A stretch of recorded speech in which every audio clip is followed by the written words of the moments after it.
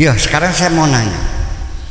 Rukun iman yang ke-6, antuk minabil qadari khairihi wa syarihi, apa maknanya bahasa Jawanya? Percaya maring pestane Gusti Allah, khairihi baguse, wa syarihi alane blesake minallah Allah. Ini orang Islam selama ini meyakini bahwa Allah terkadang berbuat baik, terkadang berbuat jahat. Jadi yang baik dari Allah, yang jahat dari Allah. Mana mungkin Allah jahat? Paham enggak? Bu, ibu sekalian, mungkin enggak seorang ibu menjahati anaknya? Kalau anak menjahati ibu ada, betul enggak? Sampai sawah digadekan buat biaya sekolah anaknya, ada enggak? Sampai kalung gelang dijual buat biaya pengantin anaknya, ada enggak? Padahal ibu jasnya apa? Hanya numpang lewat kok, enggak sengaja bikin enggak apa kok, betul enggak? Ada di sini ibu-ibu yang dengan sengaja ingin bikin anak bobat dengan del. Awalnya gak pengen senang-senang dewek sih dah kok. Itu kan metu lari kok ya gara-gara akibat dari barang emang. Tapi hanya numpang lewat saja menimbulkan cinta kasih kepada anak kita. Kita korbankan segala-galanya, apalagi Allah sang pencipta. Nggak mungkin Allah berbuat jahat.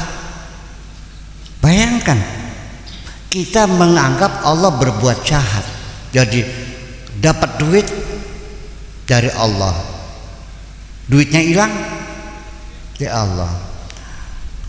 Oleh laki singguh Allah, lakinya selingkuh.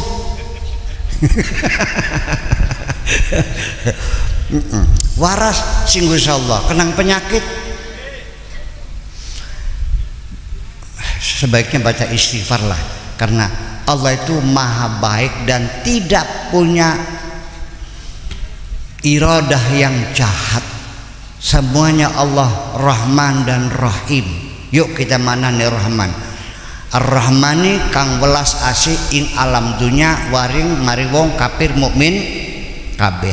Rahman itu sifat kasih sayang Allah selagi di alam dunia untuk seluruh umat manusia. Kalau Rahim, kasih sayang Allah yang diperuntukkan di hari akhirat hanya kepada orang-orang yang beriman. Di mana ada? Nah, makanya saya ingin mengatakan ibu-ibu sekalian bahwa khairihi wa syarrihi itu bukan Allah berbuat buruk. Artinya baik dan buruk itu menurut persepsi manusia. Semuanya adalah baik, hanya kita menilainya buruk. Jangan menganggap Allah berbuat buruk.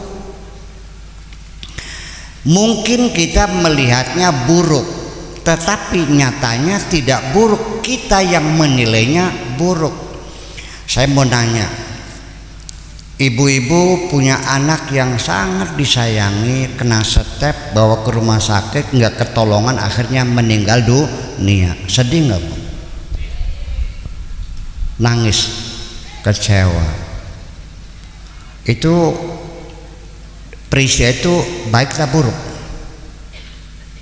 Menurut kita itu kabar buruk kan? Tetapi menurut Allah buruk nggak? Baik. Nah, makanya yuk kita lihat di dalam Al-Quran, Nabi Musa itu merasa dirinya paling pinter. Kemudian ditanya, wahai Musa, di atas kamu ada nggak yang lebih pinter? Kata Nabi Musa, tidak ada, akulah yang paling pinter. Akhirnya oleh Allah dikasih tahu bahwa ada orang yang lebih pintar dari kamu. Siapa? Namanya Nabi Khidir.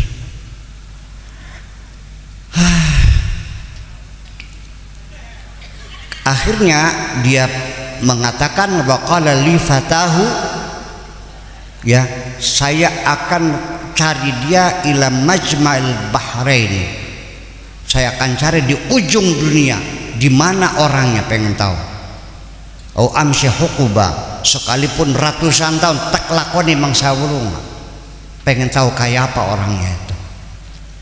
Nah ternyata pelajaran pertama ada anak kecil dibunuh, padahal syaratnya dulu tidak boleh bertanya kan, dibunuh. Akhirnya, loh kenapa kamu bunuh? Ku bilang syaratnya kan tidak boleh bertanya, tapi kan diceritakan nantinya. Itu ku bunuh karena anak ini nanti kalau gede bakal menyiksa orang tuanya, jadi bajingan gedean nantinya. Nah ibu yang punya anak dibunuh oleh Allah karena nanti kalau gede bakal nyiksa orang tua, seneng apa nangis? Ya seneng. Berarti kita sedih itu adalah karena kita punya persepsi sendiri. Paham nggak? Paham nggak? Oke, saya mau cerita lagi ya, biar paham sedikit. Ini penting akidah soalnya. Jadi kalau biar sholatnya rajin, kalau akidahnya gak lempar kan jadi sulit juga nih.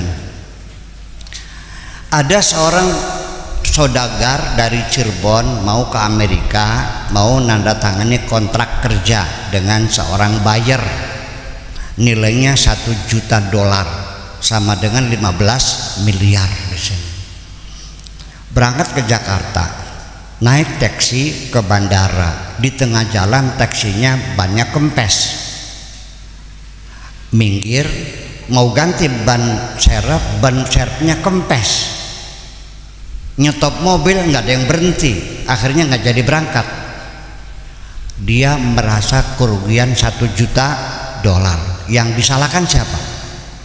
Sopir taksi dipukuli, gara-gara kamu saya kehilangan uang 15 miliar. Goblok kamu ini, masa taksi ban serep nggak diperiksa lagi gitu. Begitu dia mendengar bahwa pesawat nomor sekian jatuh di Kolombo, apa bilangnya? Alhamdulillah, gara-gara ban kempes aku selamat. Padahal Allah ingin menyelamatkan dia dengan cara banyak dikempesin. Paham? Paham begini. Nah itulah persoalannya. Jadi begini aja. Ibu-ibu kalau mobilnya hilang sedih nggak? Terus nyuruh Allah suruh nyari gitu. Saya kasih pelajaran penting ya orang Lombang ya. Kalau mobilnya hilang, tinggal lapor, ya Allah, mobilku ada yang mencuri. Aku ikhlas ridho, yang penting aku minta ganti yang lebih bagus lagi, selesai kok. Gimana, enak begini apa nyuruh Allah suruh nyari mobilnya? Jadi kesimpulan saya bahwa khairihi wa syarrihi itu bukan ketetapan kita Allah melakukan dua hal, yang baik dan yang buruk, tapi persepsi kita sebagai manusia. Jadi artinya oli rezeki ya alhamdulillah, oli belaya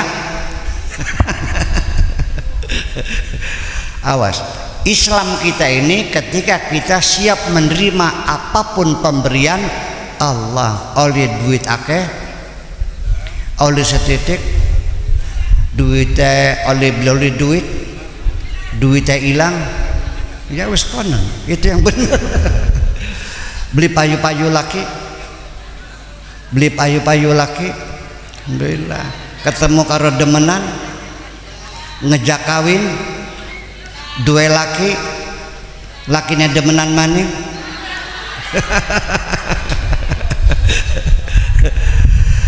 Nah itu makanya aslamtu wajhiya, aku pasrahkan wajahku, inni wajjahtu wajhiya lilladzi fataras samawati wal ard.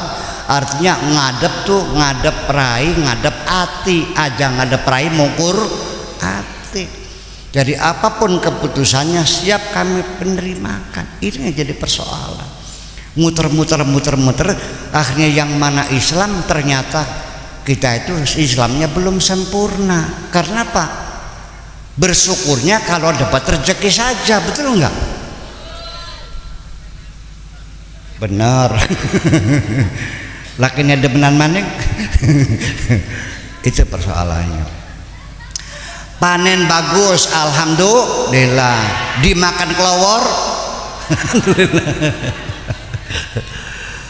Ibu-ibu sekalian, ini begini.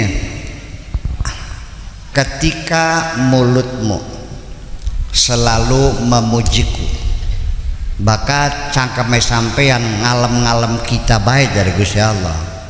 Dipai sapira baik, alhamdulillah. Dipai alhamdulillah, beli dipai alhamdulillah, dicukut alhamdulillah. Ketika mulutmu selalu mengatakan alhamdulillah, engkau apa baik metu sing cangkeme sampean tekrongo kena kabeh dari Gusti Allah. Nanti apapun yang keluar dari mulutmu pasti ku dengarkan. Kenapa? Terjadilah innama amruhu idza arada syai'an ayyaqula lahu kun fayakun. Bapak-bapak sekalian, barangkali bapak-bapak punya istri yang seperti itu. Punten, nok 1.000.000 alhamdulillah, nok 50.000, nok 5.000, nok bloli duit, nok duitnya hilang. Nah, kalau semua kita sudah alhamdulillah, tolong bapak-bapak jangan pernah bikin lantaran dengan istri yang sudah seperti itu. Ting bating bukat laler nyupatani mempan sirah. Paham leh? Saking mengkelek kan gempor di kaki, gempor sirah dengan karena Allah berjanji kalau orang mulutnya selalu memuji Allah, apapun yang keluar pasti menjadi kenyataan dan didengar oleh Allah. Itu persoalannya. Nah, sebetulnya bapak-bapak ibu sekalian, ini bukan filsafat jauh-jauh, bukan mulak dari Yunani, bukan mulak dari India. Ini ucapan kita sehari-hari di dalam sholat. Sami Allahu liman hamidah. Allah selalu mendengarkan orang yang memujinya. Coba dengarkan baik-baik. Ketika saya ngomelin teman, menceritakan kejelekan-kejelekan teman saya, katakan Nataryono manjang kita, terus dia mendengar saya lagi ngosipin dia, begitu dia marah nggak? Sejak itu putus persahabatan kita, selesai, betul nggak? Tetapi kalau ketika kita sedang menyanjung orang, lalu orang yang mendengar seneng nggak? Langsung menjadi bersahabat dengan kita, percaya nggak? Apalagi Allah. Nah, tetapi yang jadi pertanyaan bagi saya selanjutnya, bagaimana caranya menyanjung Allah? Seperti apa kira-kira doa kita semuanya dikabulkan oleh Allah? Seperti apa? Menyanjung Allah itu ibu-ibu jangan separoh-separoh, jangan setengah-setengah, jangan main-main, tumplekkan kabeh blak. Tidak ada ruang-ruang kosong. Gimana bilangnya? Rabbana lakal hamdu, wahai Tuhanku, lakal hamdu, kami selalu memujimu, selalu alhamdulillah. Sapira akeh mil usamawati sakebekeng langit, bener? Wa mil ul ardi lan sakebekeng bumi, bener? Wa mil uma syi'ta min sya'in badu, sakebeke seberang sononya langit, sakebeke seberang kononya bumi, kebek kabeh selalu alhamdulillah. Nah, di sini keislaman kita sangat dituntut karena Islam itu kepasrahan, istislam, kepasrahan. Ditotok ya mangga, ditampak ya mangga, dipakai duit ya mangga. Nah, makanya bagaimana bentuk keislaman kita, bahwa orang Islam ini selalu mengatakan dan setiap tahlilan, setiap marhaban dan setiap seremoni itu dibaca ayatnya, dari surat Al-Baqarah. Apa tuh? Wa qalu sami'na wa ata'na ghufranaka rabbana wa ilaikal masir. Apa sih artinya? Sami'na, siap kami terima segala keputusanmu. Wa ata'na, dan siap kami laksanakan segala keputusanmu. Ghufranaka, bukat ana saleh yang jaluk pangapura. Wa ilaikal masir, keputusan terakhir engkau yang menentukan. Enak tapi bongkaranku. Lah iya, jadi ibu sekalian, namanya ibadah, bekerja, nyawa, gagal, sabrang, ya kan, dagangan, usaha, bukan hasilnya yang nanti dilihat oleh Allah, tapi etos kerja kita yang dilihat. Karena kekayaan, keberhasilan bukan wewenang kita. Tugas kita hanya melaksanakan. Wa qul ya'malu fasayarallahu amalakum wa rasuluhu wal mu'minun. Bekerja keraslah. Nanti kerja keras kamu bakal dilihat oleh Allah dan Rasulnya. Cara kerja keras kita. Nah ini begini, kita jangan salah paham. Kalau kita pakai standar keberhasilan menjadi sangat tidak adil. Di sini ada orang Diknas nggak? Pejabat pegawai Diknas gitu, guru. Oke. Selalu Pemda memberikan reward kepada kepala-kepala sekolah yang berprestasi, betul? Apa rewardnya? Ya mungkin umroh, mungkin kenaikan pangkat, mungkin tanda jasa, kan begitu. Bagaimana menghitungnya? Itu berdasarkan angka kelulusan, betul enggak? Karena lulusnya 100% dia dihargai, tapi yang lulusnya hanya 80% tidak dihargai. Padahal yang lulusnya 100% itu sekolah SMP Sindang, SMA Sindang, dan Indramayu. Muridnya anak-anaknya pejabat, paham nggak? Sekolahnya pakai AC, perpuskannya lengkap, padahal kepala sekolahnya datangnya jam 10, jam 12 shopping, jam 1 pulang. Lulusnya karena kondisi yang memungkinkan. Tapi SMA di cadang pinggan, gurunya kepala sekolah datang pagi jam 6, pulang jam 6, terus berkomunikasi dengan wali santri, muridnya nggak masuk, dikejar, dicari, pontang panting, tapi karena lulusnya hanya 80% tidak dihargai. Jujur nggak begitu? Nah itu persoalannya.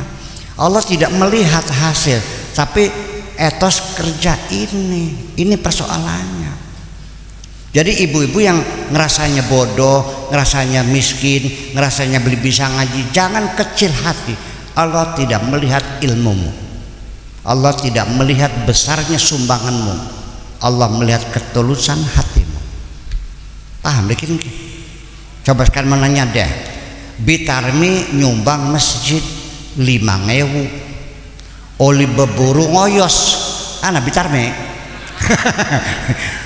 nyumbang 5.000 hasil upah dari ngoyos, upahnya 15.000 sehari, disumbangkan 5.000 ke masjid, berarti sepertiga kan. Ada lagi orang kaya namanya Kaji Carmun, sawahnya 80 hektar, nyumbangnya 1 juta. Mana yang hebat? Lah ya itu. Kalau Kaji Carmun sawahnya 60 hektar, berarti kalau pengen sama Bitarmi 5.000, berarti wah Kaji Carmun 20 hektar dia nyumbangnya. Betul nggak? Nah itulah persoalannya. Nah akhirnya malah justru yang jadi kiai ini juga sama, ketika berbuat dosa dihukumnya lebih berat daripada orang yang biasa. Paham nggak? Karena akan menimbulkan kegoncangan. Kang Taryono mampir cangkingan, paling ini akhirnya diselentik sampean mah.